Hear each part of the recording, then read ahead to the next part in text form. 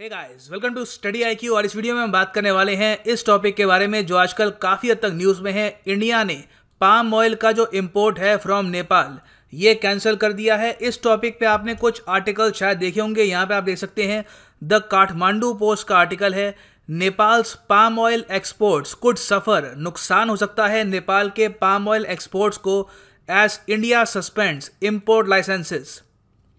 बाकी वैसे मैं आपको ये बता दूं, इंडिया ने जो इंपोर्ट लाइसेंस सस्पेंड किए हैं ये सिर्फ नेपाल के सेलर्स के नहीं किए, इस सब के अलावा कुछ बांग्लादेशी सेलर्स के भी किए हैं।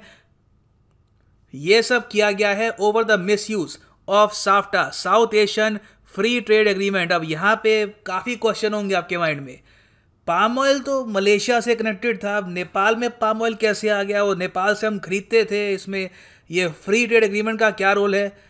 सब कुछ क्रिस्टल क्लियर करूंगा, बहुत कुछ आपको जानने को मिलेगा। So a lot to know, a lot to discuss as always. But before we begin, Google Play Store पे जाओ and download the study IQ education app. यहाँ पे आप हमारा फ्लैगशिप यूपीएससी कोर्स खरीद सकते हैं that will help you prepare for UPSC prelims and mains. EMI option इसके लिए अवेलेबल होगी टिल 20 मई 2020। नाउ नेपाल की आबादी है 2 करोड़ 80 लाख के आसपास। इकोनॉमी को अगर हम देखें तो इन नॉमिनल टर्म्स नेपाल की इकोनॉमी का टोटल साइज है 30 बिलियन यूएस डॉलर्स। इन पीपीपी टर्म्स ये आप कह सकते हैं 94 बिलियन डॉलर्स के आसपास की इनकी इकोनॉमी है। और नेपाल का सबसे बड़ा इंटरनेशनल ट्रेड पार्टनर है the Republic of India. India के साथ नेपाल का टोटल 50% ट्रेड होता है। इन वॉल्यूम्स में अगर हम देखें तो जो फाइनेंशियल ईयर 2017-18 था उसके डेटा के हिसाब से, क्योंकि बाद में डेटा इनका रिलीज हुआ नहीं है, इसके डेटा के हिसाब से इंडिया नेपाल का टोटल ट्रेड 6.8 बिलियन डॉलर से भी ऊपर है। ऑफ कोर्स ये बहुत ही ज़्यादा फेवर करता है इंडिया को। जब इंडिया नेपाल ट्रेड करते हैं तो इंडिया बहुत ज़्यादा एक्सपोर्ट करता है नेपाल को। टोटल हमारे एक्सपोर्ट्स हैं टू नेपाल 6.3 बिलियन डॉलर्स के आसपास, वेराज हम नेपाल से इंपोर्ट करते हैं goods worth only 437 million dollars. ये ऑफ कोर्स 2017-18 फाइनेंशियल ईयर का डेटा है और ये मैंने आपको डेटा प्रोवाइड किया है फ्रॉम फाइनेंशियल एक्सप्रेस आर्टिकल, यहाँ पे आप देख पाएंगे। अब इसके कंपैरिजन में नेपाल चाइना का ट्रेड कितना है, रफली आप कह सकते हैं 900 या 800 मिलियन डॉलर्स के बीच में। सो इंडिया नेपाल जब ट्रेड करते थे तब नेपाल को रिलेटिवली कम फायदा होता था। हालांकि ये बात अलग है कि बहुत से नेपाल के सिटीजन्स इंडिया में आते हैं, काम करते हैं, पैसे रेमिट करते हैं वापस नेपाल में, तो उससे भी नेपाल को काफ़ी बेनिफिट होता है। मगर 2017 के बाद नेपाल ने एक बहुत ही अच्छा तरीका ढूंढ लिया इंडियन मार्केट से पैसा कमाने का। नेपाल ने इस तरीके से कितने मिलियन डॉलर्स कमाए हैं ये सरकारी अकाउंट्स में भी शो हुआ नहीं है क्योंकि इसका ऑफिशियल डाटा आना बाकी है। मगर 2017 में नेपाल ने क्या किया कि रिफाइंड पाम ऑयल इंडिया को बेचना स्टार्ट कर दिया। पाम ऑयल क्या होता है, बाय द वे मैं आपको ये बता दूं, ये एक एडिबल वेजिटेबल ऑयल होता है। इसके बहुत से यूज़ होते हैं।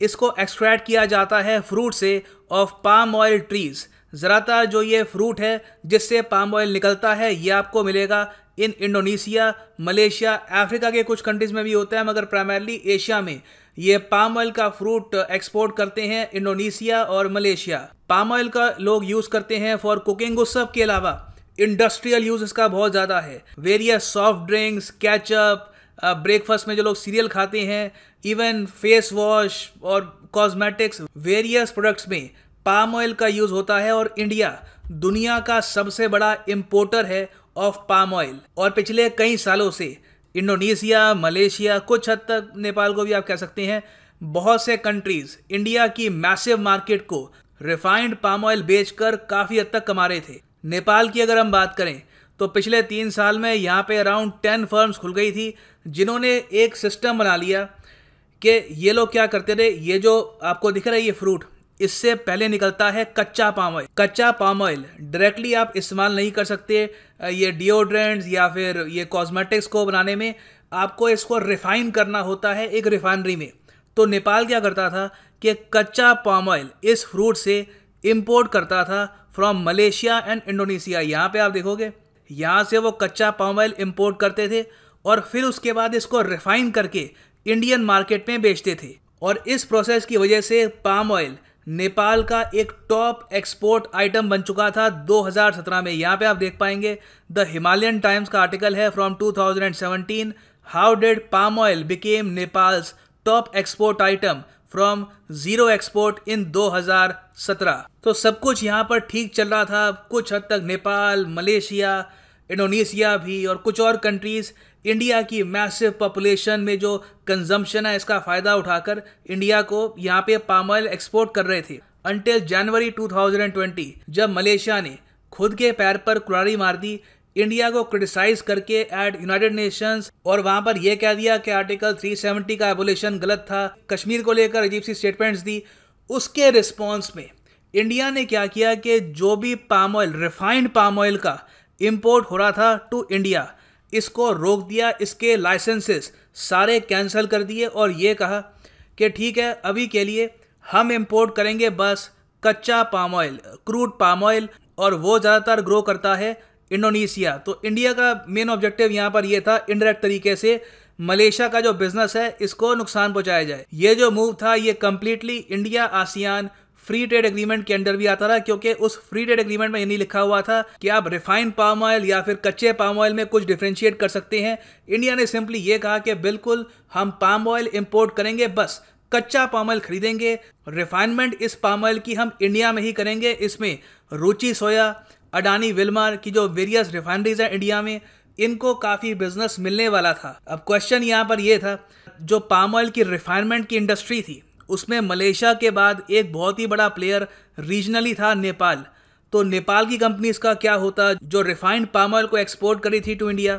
देखिए, इंडिया ने उस वक्त नेपाल का पूरा ख्याल रखा। यहाँ पे आप देख पाएंगे आर्टिकल है from February 2020, India makes exemption for Nepal, allows some refined palm imports. India ने सिर्फ नेपाल और बांग्लादेश ये इजाज़त दी कि आप लोग बिल्कुल हमारी मार्केट में रिफाइंड पाम ऑयल बेच सकते हैं, बाकी दुनिया में कोई भी कंट्री इंडिया को रिफाइंड पाम ऑयल एक्सपोर्ट नहीं करेगी। तो इससे बांग्लादेश में कुछ कंपनीज और प्राइमरली नेपाल में जो बहुत सारी कंपनीज थी उनका बिजनेस भी चल रहा था। इंडिया में ऑब्वियसली हमने जो क्रूड पाम ऑयल है इसकी रिफाइनमेंट स्टार्ट कर दी थी। उस सब के अलावा नेपाल में भी जो कुछ कंपनीज थी वो भी अपनी कमाई कर रही थी, और इस पूरे प्रोसेस में नेपाल को एक्चुअली काफ़ी बेनिफिट हो रहा था। मैं आपको समझाता हूँ क्यों। इसका रीज़न है साफ्टा, मतलब कि south Asian free trade agreement. आज से कई साल पहले 2004 में जब सार्क का समिट हुआ था इस्लामाबाद पाकिस्तान में, तो जो सारी सार्क कंट्रीज़ है इन्होंने डिसाइड किया कि एक रीजनल फ्री ट्रेड एग्रीमेंट बनाएंगे। इसका नाम होगा south Asian free trade area, SAFTA. इसके अंडर गुड्स एंड सर्विसेज में जो टैरिफ्स है काफ़ी सारी आइटम्स में ये ऑलमोस्ट ज़ीरो ही होगा। तो नेपाल ने साफ्टा के अंडर इंडिया को बहुत सारा रिफाइंड पाम ऑयल एक्सपोर्ट करना स्टार्ट कर दिया। और ये चीज़ ऑब्वियस ही बात है, इंडिया में जो डोमेस्टिक रिफाइनरीज है ऑफ पाम ऑयल ये अप्रिशिएट नहीं कर रही थी, उनको पसंद नहीं था कि हमने यहाँ पर काफ़ी बड़ा मूव चला, मगर जो हमारी डोमेस्टिक इंडस्ट्री को फ़ायदा मिलना चाहिए था उसमें नेपाल और बांग्लादेश फ़ायदा उठा रहे हैं। और सबसे बड़ी बात यह है, इन पर टैरिफ कुछ लगता नहीं है, साफ्टा के अंदर सीधा ही एक्सपोर्ट करते हैं टू इंडियन मार्केट। तो काफ़ी बढ़िया कमाई कर रहे थे ऑन देयर रेगुलर एक्सपोर्ट्स। सो अब हम आते हैं मई 2020 में। इंडिया ने बस यहाँ पर यह किया है कि नेपाल और बांग्लादेश की कंपनीज को जो लाइसेंसेस दे रखे थे कि वो इंडिया में रिफाइंड पाम ऑयल एक्सपोर्ट कर सकते हैं, अभी के लिए वो कैंसिल कर दिए हैं। उनकी जो सारी परमिशन है ये कैंसिल कर दी है। तो मतलब कि जो 3 लाख टन का रिफाइंड पाम ऑयल नेपाल और बांग्लादेश से इंडिया में एक्सपोर्ट होना था ये इस वक्त रुक गया है। और ऑब्वियस ही बात है, इससे जो नेपाल के एक्सपोर्ट्स हैं टू इंडिया इनको झटका लगेगा। नेपाल में अब अगेन ऑफिशियल डेटा कितना है, कितने लोग यहाँ पर काम करते हैं इस इंडस्ट्री में, कितना रेवेन्यू है, कितना टर्नओवर है, इसको लेकर ऑफिशियल डेटा आया नहीं है, मगर डेफिनेटली ये पूरी इंडस्ट्री कई मिलियंस की है, क्योंकि नेपाल के बहुत जो न्यूज़पेपर्स हैं उन्होंने इसको कवर किया है और कहा है कि डेफिनेटली नेपाल की इकोनॉमी को इससे कुछ हद तक लॉस होगा। अब प्रश्न यहाँ पर यह आता है कि इंडिया ने ऐसा क्यों किया है। वेल देखिए, इसका बहुत ही सिंपल आंसर है, आत्मनिर्भर भारत बनाने की कोशिश की जा रही है, local manufacturing, be vocal for local. हम लोग ये कोशिश कर रहे हैं कि जितनी रिफाइनमेंट इंडिया में हो सके, जितनी नौकरियां हम इंडिया में प्रोड्यूस कर सकें, उस पर हमारा फोकस होना चाहिए। लोकल रिफाइनरीज को प्रमोट करना सबसे इम्पोर्टेंट है।